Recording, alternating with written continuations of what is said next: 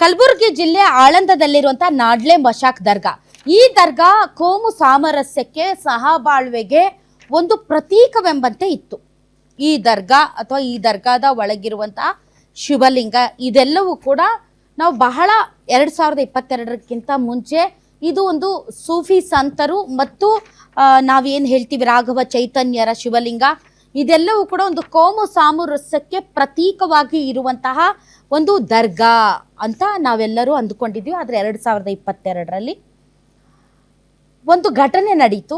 ಏನು ಅಂತಂದರೆ ಮಹಾಶಿವರಾತ್ರಿ ಸಂದರ್ಭದಲ್ಲಿ ಶಿವಲಿಂಗ ಪೂಜೆಗೆ ಅವಕಾಶ.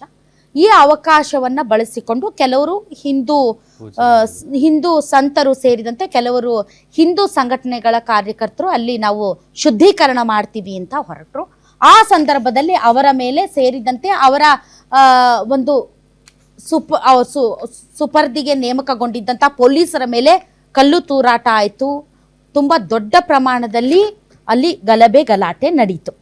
ಮತ್ತು ಪ್ರತಿ ಬಾರಿಯೂ ಕೂಡ ಇಲ್ಲಿ ಏನಾಗುತ್ತೆ ಅಂತಂದರೆ ಶಿವಲಿಂಗಕ್ಕೆ ಪೂಜೆ, ಅಲ್ಲಿ ಉರುಸ್ ಕೂಡ ನಡೆಯುತ್ತೆ, ಉರುಸ್ಗೆ ಅನುಮತಿ ಇರುತ್ತೆ. ಆ ಉರುಸು ಅಬಾಧಿತವಾಗಿ ಸರ್ಕಾರಗಳು ಯಾವುದೇ ಬಂದರೂ ಕೂಡ ಅದಕ್ಕೆ ಪರ್ಮಿಷನ್ ಕೊಡ್ತವೆ. ಬಟ್ ಶಿವಲಿಂಗದ ಸಂದರ್ಭದಲ್ಲಿ ಮಾತ್ರ ಪ್ರತಿ ಬಾರಿಯೂ ಕೂಡ ಸರ್ಕಾರಗಳು ಲಾ ಆ್ಯಂಡ್ ಆರ್ಡರ್ ಅನ್ನುವಂತಹ ಒಂದು ನೆಪವನ್ನು ಒಡ್ಡಿ ಪರ್ಮಿಷನ್ ಕೊಡಲ್ಲ. ಕೊನೆಗೆ ಹಿಂದೂ ಸಂಘಟನೆಗಳು ಅಥವಾ ಅಲ್ಲಿ ಯಾರು ಪೂಜೆ ಮಾಡಬೇಕೋ ಅವರು ಕೋರ್ಟ್ಗಳಿಗೆ ಹೋಗಿ ಪರ್ಮಿಷನ್ ತಗೊಂಡು ವಿತ್ ಜಿಲ್ಲಾಡಳಿತ ವಿತ್ ಪೊಲೀಸ್ ಸೆಕ್ಯೂರಿಟಿ ಹೋಗಿ ಅಲ್ಲಿ ಪೂಜೆಯನ್ನು ಮಾಡ್ಕೊಂಡು ಬರ್ತಾರೆ.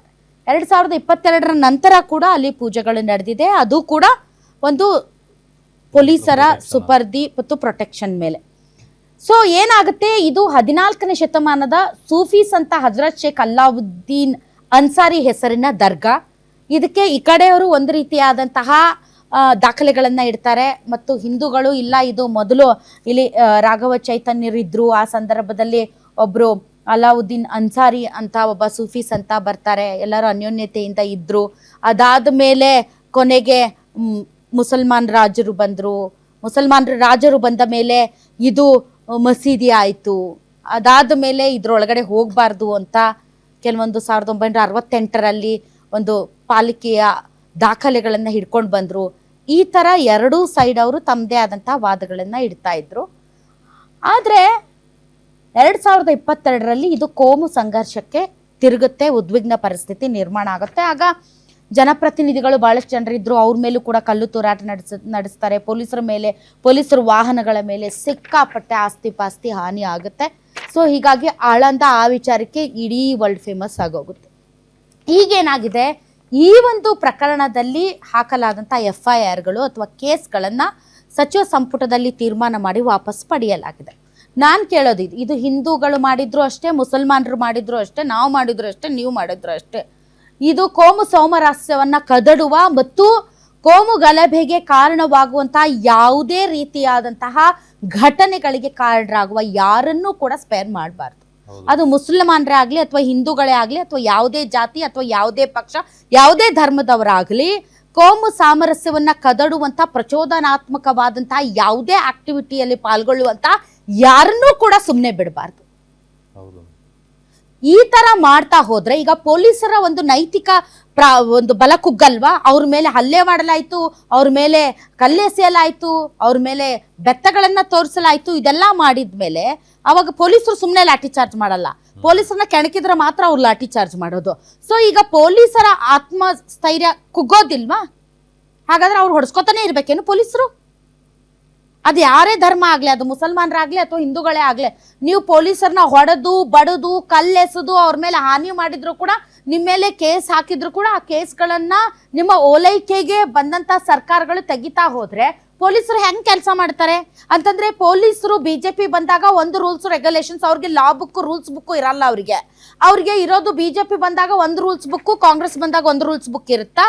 ಅವ್ರ ರೂಲ್ಸ್ ಏನು ಹೇಳುತ್ತೆ ಅವ್ರು ಹಂಗೆ ನಡ್ಕೋಬೇಕಾಗುತ್ತೆ. ಬಟ್ ಏನಾಗುತ್ತೆ ಅಂತಂದರೆ BJP ಬಂದಾಗ ಪರ್ಟಿಕ್ಯುಲರ್ ಆಗಿ ಒಂದು ಸೆಕ್ಟಾರ್ ಜನ ಹುಚ್ಚೆದ್ದು ಕುಣಿಯೋದು, ಕಾಂಗ್ರೆಸ್ ಬಂದಾಗ ಇನ್ನೊಂದು ಸೆಕ್ಟಾರ್ ಜನ ಹುಚ್ಚೆದ್ದು ಕುಣಿಯೋದು. ಇವ್ರು ಮಾಡಿದಂತಹ ಅಪರಾಧಗಳು ಕಾಲಕ್ಕೆ ತಕ್ಕಂತೆ ಇವರು ವಾಪಸ್ ಪಡೀತಾ ಹೋಗೋದು. ಹಾಗಾಗಿ ಪೊಲೀಸರೇನು ಚಂದಕ್ಕದಾರೇನು ಲಾಠಿ ಹಿಡ್ಕೊಂಡು ನೀವೇ ಕೇಸ್ ಹಾಕೋದಂತೆ, ನೀವೇ ಕೇಸ್ ವಾಪಸ್ ತಗೊಳ್ಳೋದಂತೆ, ನೀವೇ ಕೇಸ್ ಹಾಕ್ಸೋದಂತೆ, ನೀವೇ ಕೇಸ್ ವಾಪಸ್ ತಗೊಳ್ಳೋದಂತೆ. ಆಟ ಹಚ್ಚಿರಿ ನೀವು. ಇದು ಆಟನಾ? ಇದು ಮಕ್ಕಳ ಆಟನಾ? ತುಂಬ ಖುಷಿ ಆಗ್ತಾ ಇದೆ. ಯಾಕೆಂದರೆ ಇವತ್ತು ಎಷ್ಟೋ ಜನ ಮಹಿಳೆಯರು ಹೇಳ್ತಾ ಇದ್ರು, ನನಗೆ PCOD ಪ್ರಾಬ್ಲಮ್ ಇತ್ತು ಸರ್, ಥೈರಾಯ್ಡ್ ಪ್ರಾಬ್ಲಮ್ ಇತ್ತು ಸರ್, ಆರಾಮಾಗಿ ನಾನು ಸಣ್ಣ ಆದೆ ಸರ್, ತುಂಬ ಥ್ಯಾಂಕ್ ಯು ಅಂತ ಎಷ್ಟೋ ಜನ ಹೇಳ್ತಾ ಇದ್ರು. ನಿಮಗೆ PCOD ಪ್ರಾಬ್ಲಮ್ ಇರಲಿ, ಥೈರಾಯ್ಡ್ ಪ್ರಾಬ್ಲಮ್ ಇರಲಿ, 100% ನೀವು ಸಣ್ಣ ಆಗಬೇಕು, ಆರೋಗ್ಯದಲ್ಲೂ ಸಮೇತ ತುಂಬ ಚೇತರಿಕೆ ಆಗಬೇಕು ಅಂದರೆ ಪ್ರತಿದಿನ ನಮ್ಮ ಜೀನಿ ಸ್ಲಿಮ್ನ ಯೂಸ್ ಮಾಡಿ. ಯಾಕೆಂದರೆ ಜೀನಿ ಸ್ಲಿಮ್ಮು ಒಂದು ಉತ್ತಮ ಆಹಾರ. ಅಮಾಯಕರು ಈಗ ಇದ್ರಲ್ಲಿ ಮದ್ದೂರಲ್ಲಿ ಒಂದು ನಡೀತಾ, ಹೌದಾ? ಮದ್ದೂರಲ್ಲಿ ಗಣೇಶ ಪ್ರೊಸೆಷನ್ ನಡಿಬೇಕಾದ್ರೆ ಕಲ್ಲು ತೂರಾಟ ಮಾಡಿದ್ರು. ಅದರಲ್ಲಿ ಬಹಳಷ್ಟು ಜನರ ಮೇಲೆ ಕೇಸು ಕೂಡ ಹಾಕಿದ್ರು, ಹೌದಾ? ಕಲ್ಲು ತೂರಾಟ ನಡೆದಿದ್ದಂತೂ ಸತ್ಯನಾ? ಅದಕ್ಕೆ ವಿಜುವಲ್ಸ್ ಇದಾವ. ಆ ಕಲ್ಲುಗಳು ಬಂದು ಪೊಲೀಸ್ ಅಧಿಕಾರಿ ಮೇಲೆ ಬಿತ್ತ, ತಲೆಗೆ ಹೊಡ್ತಾ ಬಿತ್ತ ಅಂದ್ರೆ ಸುಮ್ಮನೆ ಹೊಡ್ಸ್ಕೊತಿರ್ಬೇಕು ಪೊಲೀಸರು. ಪೊಲೀಸ್ ಸ್ಟೇಷನ್ಗೆ ಬೆಂಕಿ ಹಾಕಿದ್ರು. ಅದು ಯಾವುದೇ ಧರ್ಮದವರಾಗಿರ್ಲಿ, ಜಾತಿಯವರು, ತಪ್ಪು ತಪ್ಪೇ, ತಪ್ಪನ್ನ ತಪ್ಪಂತ ಖಂಡಿಸಬೇಕು. ನಿಮ್ಮ ಓಲೈಕೆಗಾಗಿ ತಪ್ಪನ್ನು ಕೂಡ ಸರಿ ಮಾಡುವಂತ ಪ್ರಯತ್ನ ಮಾಡಿದ್ರೆ ತಪ್ಪಿತಸ್ಥರು, ಅಪರಾಧಿಗಳು ಸಮಾಜದಲ್ಲಿ ಜಾಸ್ತಿ ಆಗ್ತಾ ಹೋಗ್ತಾರೆ ಹೊರತು ಕಡಿಮೆ ಆಗೋದಿಲ್ಲ. ಕನ್ನಡ ಪರ ಹೋರಾಟಗಾರರು ನಾಡು ನುಡಿ ಜಲ ಭಾಷೆಗೋಸ್ಕರ ಹೋರಾಡ್ತಾರೆ ರೀ. ಅವ್ರ ಅಪ್ಪನ ಮನೆ ಆಸ್ತಿಗೋಸ್ಕರ ಹೋರಾಡಲ್ಲ, ಅವರು ನಮ್ಮೆಲ್ಲರ ಆಸ್ತಿಗೋಸ್ಕರ ಹೋರಾಡ್ತಾರೆ. ಅಂಥವ್ರ ಕೇಸ್ಗಳನ್ನ ವಾಪಸ್ ತಗೊಂಡ್ರೆ ನಾವು ಕೂಡ ಅದಕ್ಕೆ ಬೆಂಬಲ ಕೊಡ್ತೀವಿ.